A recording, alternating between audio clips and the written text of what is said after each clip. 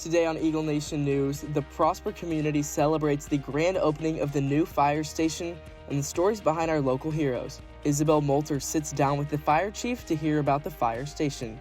With another Prosper landmark being destroyed, Landry Long digs into the backlash that comes with the removal of the Prosper Sun viewpoint. And soon we go live with Vivian Picori at Louisville Lake to hear about the recent travesty.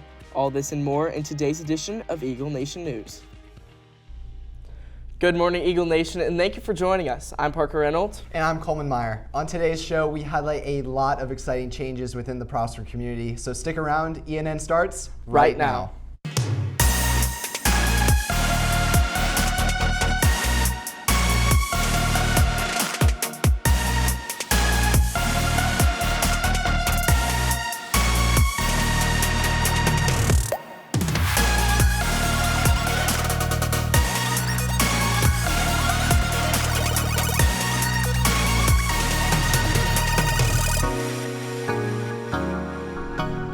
Welcome back, Eagle Nation, and thank you for joining us here in Studio 301. Today is Friday, August 18th. Parker, it feels good to be in the studio right now, especially with how hot it is outside. AC has never felt better. Yeah, we've it cranked up in here, and we've been having a lot of hot weather here in Prosper. I need to start taking advantage of it. Well, as long as you do it safely, you could go kayaking or you could go swimming. I'm sure Little Elm residents would agree that is a great way to cool off.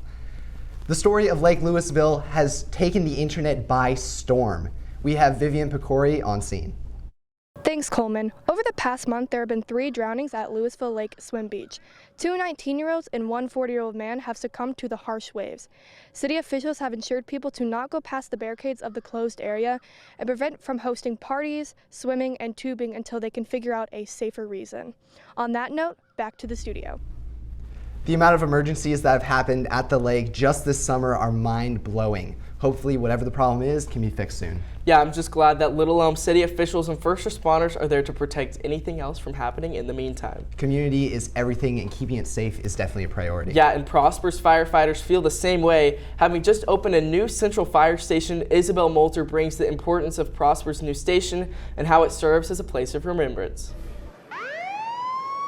If you're having an emergency, response times are now faster than ever. At 9 a.m. last Tuesday, a new central fire station held its grand opening. This state-of-the-art facility has remarkable features to ensure it meets Prosper's demands with the growing population. We knew from our data that we needed to have a new station over on this part of town to serve the Dallas North Tollway corridor and our 380 corridor. And now, today, we're lucky enough to have the premier fire station in all of North Texas. Fire chiefs and town figures from all across Texas came to show their support for this special occasion. Firefighters in general, they call it a brotherhood or sisterhood, and they're like family. And so we all try to support each other when something is going on and something big's happening. It's just very humbling to have all of them here. We had so many chiefs from the immediate area than I can count. The station is not only a practical addition to Prosper, but a sentimental one. In my speech today, you may have heard me reference my Air Force Academy classmate, 1987 graduate Leroy Homer. He was the pilot on Flight 93 that crashed into Shanksville, Pennsylvania. So the fact that through this memorial, not only does Chief Blassingame and Prosper Fire Rescue honor my classmate, he honors the rest of the people who lost their lives in the 9/11 tragedy. We put so much work into it, and we wanted to make sure it was special. We wanted to make sure that it honored those that lost their life in a manner that they deserve. Within minutes of the fire hose uncoupling, replacing a traditional ribbon-cutting ceremony, the fire station already received its first call. Reporting for Eagle Nation News, I'm Isabel Moulter. Yeah, inside the station's 9/11 memorial, there's a moving piece of the World Trade Center that's 7,500 pounds. It serves as a reminder to remember who they are fighting for and to fulfill their promise to never forget. In lighter news, fans all over the world are excited about recent releases. After the break, Imogen Perez will be back with Talent Talk, sponsored by Cookie Co.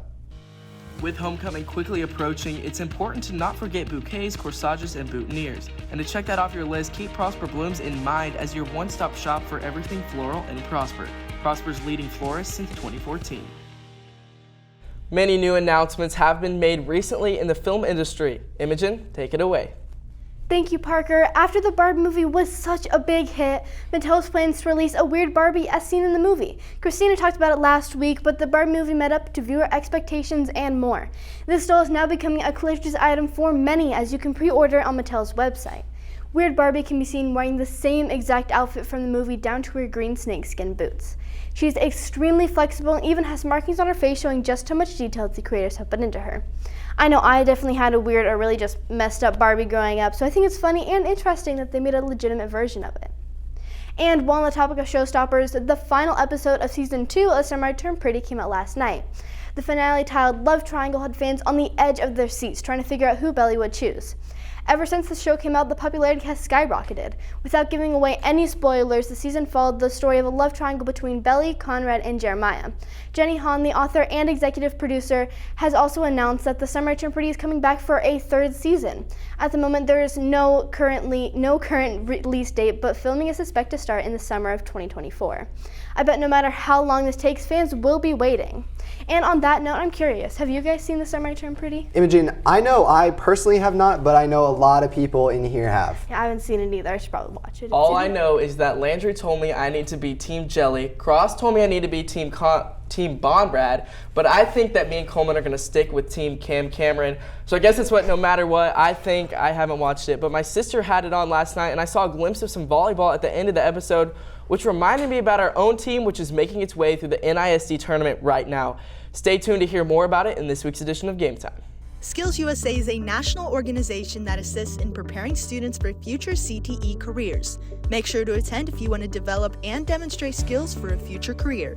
Please fill out the online interest form at bit.ly/PHSskills23. Contact Ms. Riley in the Nest with any questions. You are invited to the first FCA Fellowship of Christian Athletes meeting of the year. It is on Tuesday, August 22nd from 8 a.m. to 8:30 a.m. in the LGI. There will be a prize drawing, and don't forget to bring a friend. The Prosper Eagles competitive shooting team is holding its annual meeting for current and prospective members and their families. This meeting will be on Tuesday, August 29th at 6:30 p.m. at the LGI.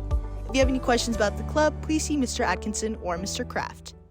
There are lots of exciting things heating up in the world of Prosper Sports. Bradston Swick is in studio with this week's edition of Game Time. Thanks, Parker. Starting off with water polo, the boys and girls water polo team are playing in the Walnut Grove tournament currently and are hoping to turn up the heat after a rough game against Hebron High School on Tuesday, with the boys coming up short 19-14 and the girls 18-9. In volleyball news, our Lady Eagles are kicking off the NISD tournament strong with 3 consecutive wins against Liberty, Weatherford, and Rockwall, and are 2-0 so far in the morning, and they will continue to play as we head into the weekend. The Lady Eagles hope to keep the momentum going after an incredible 3-1 win earlier this week against the high-ranked Wakeland Wolverines. Congratulations to our Lady Eagles on this incredible win. In tennis news, Prosper Tennis went heads up against Wiley on Tuesday and came out with a dominant 16-3 win. They hope to keep this winning streak as they face Denton Geyer next Wednesday. Switching from the courts to the track, our cross-country team are kicking off their season this afternoon in the Rock Hill Twilight Invitational. Good luck to everyone competing. Finally, in football news, the Prosper Eagles have their first scrimmage tonight at 7 at the Children's Health Stadium against Mesquite. That's all for this week of Prosper Sports. Back to you at the desk.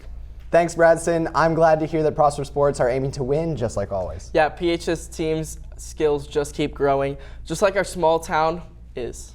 But Prosper has always managed to keep that small town feel for over 100 years. Yes, but with recent construction and tearing down Prosper's landmarks such as the Sunset Viewpoint, residents are starting to wonder if that feeling is going away for good. Landry Long sits down with Prosper community members to hear their opinions on these changes. Thanks, Parker. I'm here at Sun Viewpoint, which had become a Prosper resident staple for the beautiful Texas sunsets and great view overlooking downtown Prosper. Yet this scenery has been disrupted over the continuation of construction. Let's hear what the town of Prosper has to say about these updates.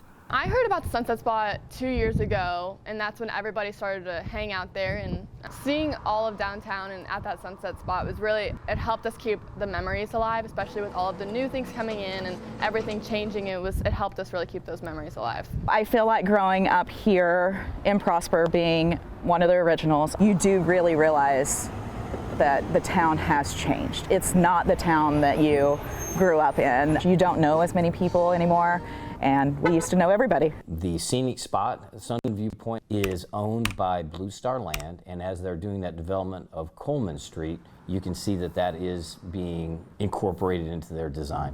There's not going to be a new viewpoint there, but one of the roads in the neighborhood that's going to be right behind it is going to be called Sun Viewpoint. So It'll be memorialized in the actual neighborhood, but it won't be a spot for us to go out and look at now. So I encourage people to go down and look at, you can go down to the silos and go see all kinds of other stuff that you still have a lot of the same view. I heard the sunset spot was being removed with my friends, like we all found out around the same time frame, and we were all pretty sad about it because that's where a lot of our memories happened after social gatherings and stuff like that, and it was sad to see such a iconic part of Prosper go away. It's almost like taking a memory away. As we continue to grow, I've heard a lot of people talk about the soul of Prosper and how they want to preserve that, and that the community has that small town feel that we talked about. It's all about the people, how people interact, how people care for each other. All those are the things that build our sense of community, give us our identity as a small town, even while we continue to grow. It's going to be extremely hard to keep any of that small town feel, whether you get rid of things or whether you save them. But everybody's starting their new traditions. So while we're sad that our small town is going away, there's so many good things about it as well. The growth in Prosper brings new opportunities, yet is it worth rubbing off that small town charm that Prosper is known for? Reporting for Eagle Nation News, I'm Landry Long. Back to you guys at the desk. Thanks, Landry. And speaking of construction, Coleman Street will soon be made into a 4-lane road stretching from 380 all the way around to the high school with a roundabout at the 1st Street intersection. So many changes are coming our way, and they seem to be never ending. It does seem that way, Coleman, and I agree that Prosper has lost some of its small town charm, which is important why we keep that small town charm alive.